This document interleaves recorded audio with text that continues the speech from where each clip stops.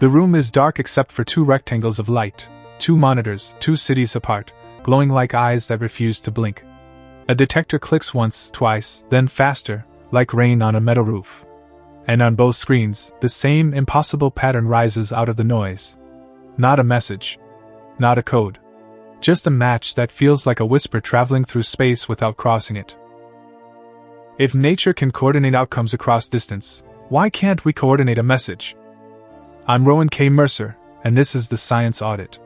Tonight, we're going to take the most famous quantum claim, the one that makes people lean in and lower their voice. Spooky action at a distance. We're going to treat it like an eyewitness report in a high-stakes case. What exactly was observed? What was inferred? And what got embellished? Because somewhere between physics papers and pop culture, 3 very different ideas got braided into one myth. And if you don't separate them, you end up believing quantum mechanics is a faster-than-light telephone, or a cosmic mind meld, or proof that separateness is an illusion in the way mystics mean it. The real story is stranger than that, and more disciplined. So here are our audit rules, and I want you to hold me to them.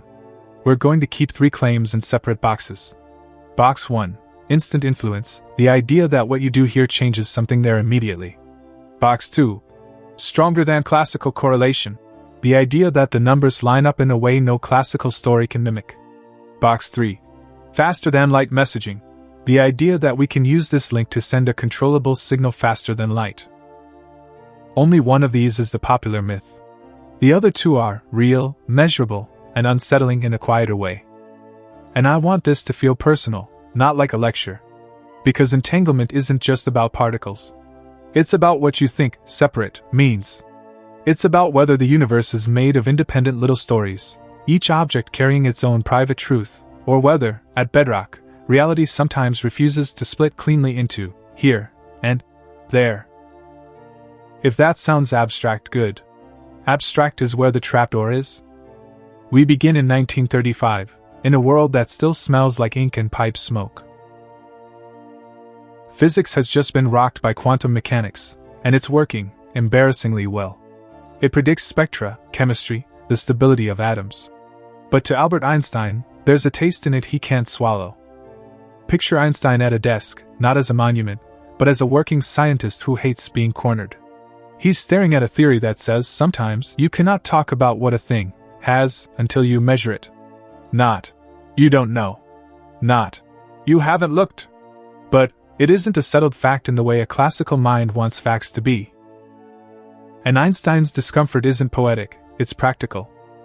He teams up with Boris Podolsky and Nathan Rosen. They write a paper that becomes famous as EPR. Their point is sharp enough to cut. If quantum mechanics is right, then 2 distant particles can be prepared in a shared state, linked, so that measuring one lets you predict something about the other. Perfectly. Even if they're far apart. And that seems to force a choice. Either, the world is incomplete, quantum mechanics is missing some hidden details, some instruction sheet the particles carry. Or influence travels faster than light, because the act of measurement here appears to fix reality there. Einstein hates that second option. Not because he's stubborn, but because relativity isn't just a rule, it's a structure that keeps cause and effect from eating itself. To make this vivid, let's start with something you can hold in your hands. Imagine you buy a pair of gloves. One left, one right. You put each glove in a box. You ship one to New York and one to Tokyo. The moment you open the New York box and see a left glove, you instantly know the Tokyo box contains a right glove. No mystery. No spooky action. The handedness was set the moment you packed the boxes. That glove story is how classical physics wants the world to work. Properties exist. They're local. They travel with the object. When you look, you simply learn what was already true, like reading a label. In our audit, that idea has a name, realism, meaning pre-existing values. Measurements reveal, they don't create. It's the label on the box intuition. Locality is the other half of the comfort blanket. Locality says, what happens here can't be instantly pushed by a choice made far away, no faster-than-light causal shove. If New York opens the box, Tokyo doesn't physically change because of that choice. The universe doesn't reach across space and poke itself. Now, here's the twist, Entanglement is not the glove story. Entanglement is what happens when you don't have two separate gloves with hidden-handedness. You have one quantum state, one description, split across two places. Like a single melody played by two instruments, where either instrument holds the whole tune on its own. The handedness isn't packed in advance in the classical way. That line, one shared state, sounds like jargon until you feel what it forbids. If the state is truly shared, you can't write two independent local stories, one for each particle, with complete private properties. The math refuses. It's as if the universe keeps a joint ledger, and you're not allowed to tear it cleanly down the middle. An EPR is pointing at that ledger and saying, either your bookkeeping is incomplete, or your idea of causality is in trouble. For decades, this hangs in the air like a storm that won't break. People argue. People philosophize. And then, in 1964, a Northern Irish physicist named John Bell does something almost rude in its clarity. He turns a metaphysical debate into a numerical test. He asks a question that feels like a flashlight in a dark room. Bell says, fine. Suppose you want to save both locality and the glove-like picture of reality, pre-existing answers. Suppose the particles really do carry an instruction sheet. If the experimenter measures setting A, output this. If they measure setting B, output that. And suppose also that nothing travels faster than light between the two locations. No secret radio.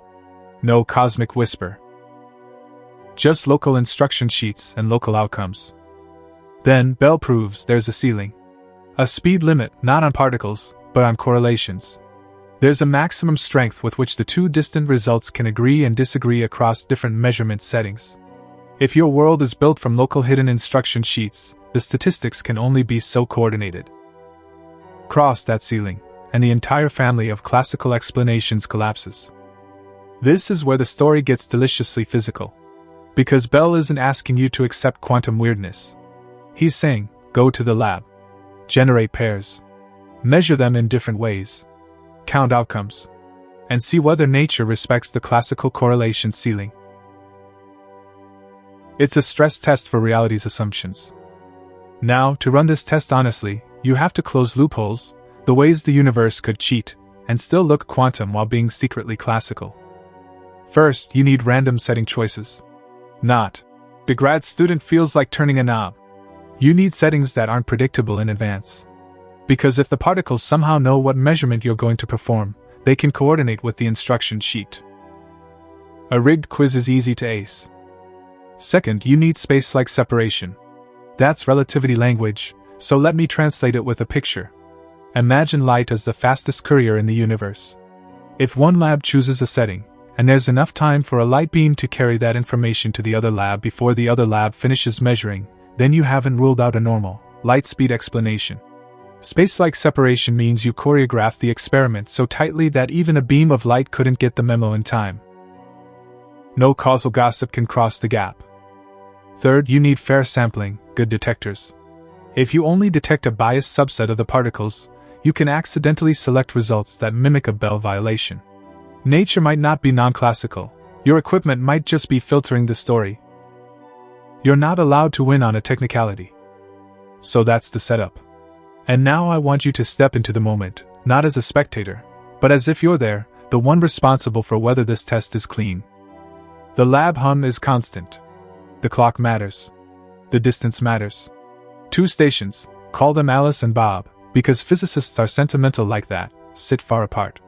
Each has a device that can measure one of two or more settings, chosen at the last possible instant by a random number generator. Not fate. Not preference. Random. A source produces entangled pairs and sends one particle to Alice and one to Bob. The settings flip. The detectors click. And every click is timestamped. This is not philosophy. This is accounting. The tension is almost embarrassing, because the question is so stark. Will the numbers obey Bell's classical ceiling, or will they punch through it like it was never there? Click. Click. The random generator fires. Settings change faster than any human can follow. The distances are chosen so that by the time Alice's particle is measured, Bob's setting choice is outside Alice's light cone, meaning no light speed influence could connect those events in time. The universe, if it wants to coordinate them by ordinary communication, simply cannot do it. And then you compute the correlations. Not a vibe. Not a feeling. A number. The number exceeds the ceiling. If you've never sat with that moment, let's slow it down until it has weight. Because in that instant, a whole class of stories about reality dies, not from ridicule, but from data. The shared hidden instruction sheet plus locality model, local hidden variables, fails. Nature produces correlations that are stronger than any such model allows. The world is not just unknown, it is not that kind of thing. And this is exactly where the popular myth rushes in to claim the prize. People hear, stronger than classical correlation, and translate it into instant influence, and then into instant messaging. They imagine a lever, measure here, force a result there, send information faster than light. It's such a human leap. We are tool-making primates. We hear connection, and we reach for communication. So let's audit this carefully. Bell violations support something profound, but not the thing people most want. Here's the core misconception. A Bell inequality violation does not mean you can control the distant outcome. It does not mean you can use entanglement like a walkie-talkie. It means the joint statistics can't be explained by local pre-written answers. The difference between coordinated and controllable is the entire story. To see why, you have to confront a brutal feature of quantum measurement. Each local result is genuinely random. Not random because you're ignorant. Random in the sense that the theory only gives probabilities, and the experiment agrees. When Alice measures her particle, she gets outcomes that look like a fair coin flip. Half one way, half the other. Bob, looking at his own results, also sees a fair coin flip. No pattern. No message. But wait, you might say, if the outcomes are correlated, shouldn't Bob see something special when Alice does something special? Let's run it live, like a heist that fails because of physics. You and I are in on the plan. Alice wants to send Bob a single bit faster than light. A 1 or a 0. She'll do it by choosing a measurement setting. If she picks setting A, that means 1. If she picks setting B, that means 0. Bob measures his particle and looks for a change in his local statistics. If entanglement is a superluminal telephone, Bob should be able to read Alice's choice immediately, without any ordinary communication. Alice chooses A. The detector clicks. She gets a result, say, up. She smiles. Somewhere far away, Bob stares at his screen. Bob's results come in, up, down, up, down, a 50-50 spray. Noise. He tries again. Same. He waits for a pattern that never arrives. Now Alice chooses B. Click. She gets down. Bob's stream continues, up, down, still 50-50. Still noise. There is no statistical fingerprint in Bob's local data that reveals which setting Alice chose. This is the no signaling principle. It's not a philosophical patch. It's a mathematical property of quantum theory that has been hammered against experiment again and again. Entanglement creates correlations visible only when you compare notes. And comparing notes means you need classical communication, an ordinary signal limited by the speed of light, to bring Alice's and Bob's data together into the same place. The universe lets you share a secret pattern, but it won't let you broadcast it instantly. So what's the hidden cost? The pattern lives in the joint statistics, not in either local stream. The spooky part is not that Alice's choice writes a message into Bob's data. The spooky part is that when you finally bring the two lists together, by email, by radio, by walking the hard drive across the room, suddenly the coincidence counts line up in a way no local instruction sheet world can explain. The coordination was there all along, but it was invisible from each shore. If that feels like a cheat, like reality is teasing you, good.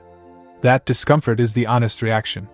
Because the universe is doing something that violates our default mental model of independent objects with independent properties. So what did Bell tests actually prove? They support this. Quantum mechanics nonclassical correlations are real.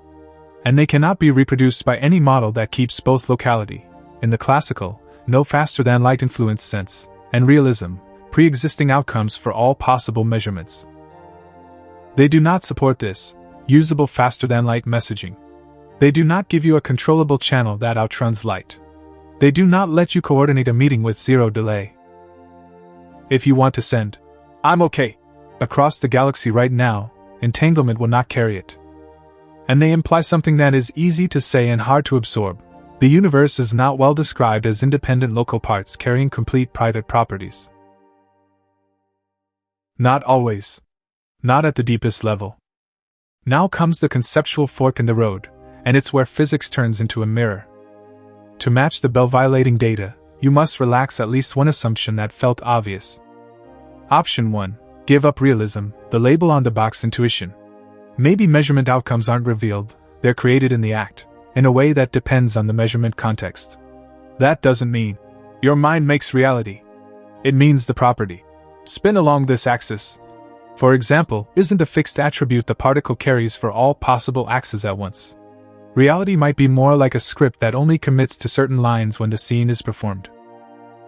The question you ask helps define the answer you are allowed to receive. Option 2. Give up locality, at least in the strict classical sense. Maybe the world has non-local connections, relationships that aren't mediated by anything traveling through space at light speed. But notice, even if you take this route, the no-signaling rule still stands. Whatever this non-locality is, it doesn't behave like a controllable push-button influence. It's more like a constraint than a signal. Option 3. Challenge the independence of the setting choices, the freedom assumption. Maybe the random choices weren't truly independent of the particle's hidden variables. This path leads into a strange landscape sometimes called superdeterminism, where the universe's initial conditions choreograph both the particles and the measurement choices in lockstep. It's logically possible, but it's expensive. It asks you to believe that every apparent random choice in the lab is secretly correlated with microscopic variables in exactly the way needed to fake quantum predictions. It saves locality by turning the whole experiment into a cosmic conspiracy. Different physicists choose different roads. Some argue passionately. Some shrug and calculate. Quantum theory itself, operationally, doesn't force a single metaphysical story. It forces a boundary on the stories you're allowed to tell. And this is where I want to reframe Einstein's phrase, spooky action at a distance. Because that phrase smuggles in action, as if something is traveling, pushing, transmitting. But bell-type correlations can be understood another way, not as an action, but as a global constraint. The shared quantum state is like a rulebook for which joint outcomes are allowed, across the whole experiment, without providing a courier that carries a message between the labs. Think of two dancers improvising on separate stages with no communication. In a classical world, the only way their movements could be perfectly coordinated is if they rehearsed the routine beforehand, an instruction sheet, or if one could watch the other, communication.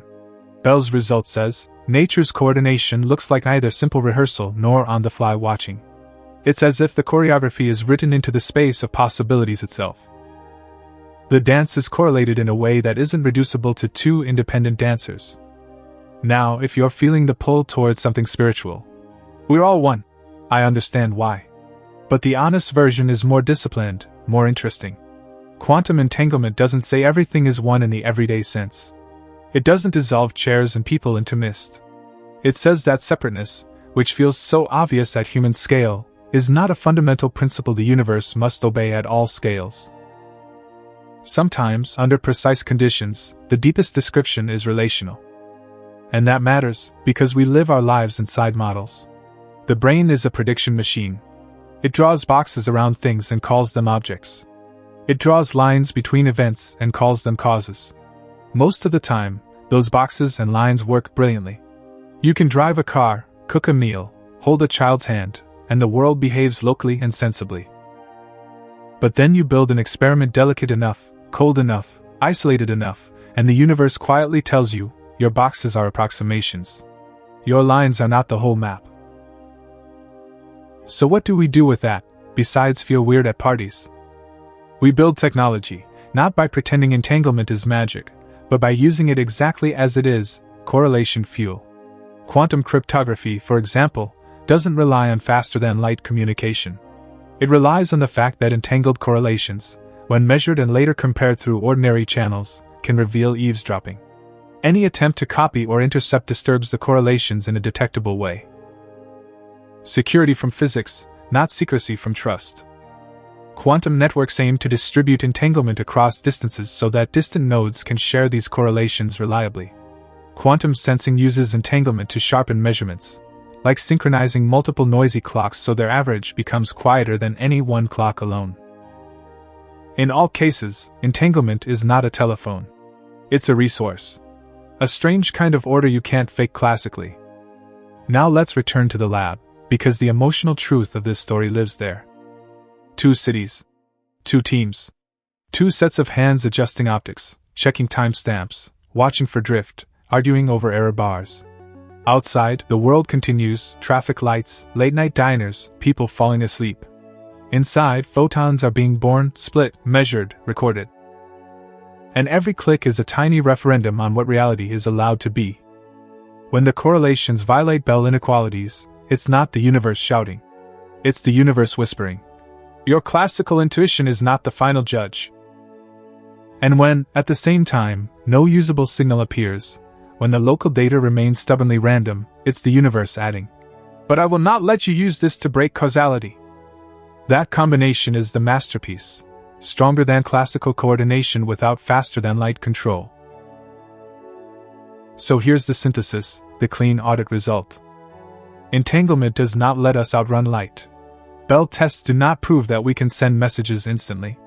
What Bell tests do prove is sharper and, in a way, more profound. The world cannot be modeled as a collection of independent local objects carrying pre-existing answers to every measurement question. The correlations are real, and any story that keeps both classical locality and classical realism fails. And here's the contemplative takeaway I want you to carry into tomorrow, into the most ordinary moment, standing in a doorway, waiting for coffee, looking at your own hands. Imagine you had to describe your life using only local facts, what you know here, what you feel now, what you can measure without reference to anyone else.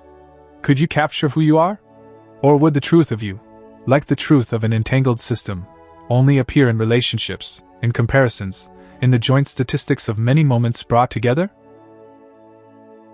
Maybe separateness is an excellent approximation, but not the deepest one. And that opens the next great question, the one that keeps me up the way those detector clicks keep a lab awake at night. If entanglement makes reality more about relationships than isolated properties, then what exactly is a thing? What is it that persists through time, an object, or a pattern of correlations? If you want to keep going, I've put another investigation on the end screen. Watch that next, because it's designed to lock into this question and push it further. And before you go, answer this in the comments. When you first heard about entanglement, did you assume it meant faster than light communication, yes or no? And if yes, what made that assumption feel so natural? Subscribe if you want more audits like this, episodes where we separate the seductive myth from the experimental fact, without losing the awe that made the myth spread in the first place.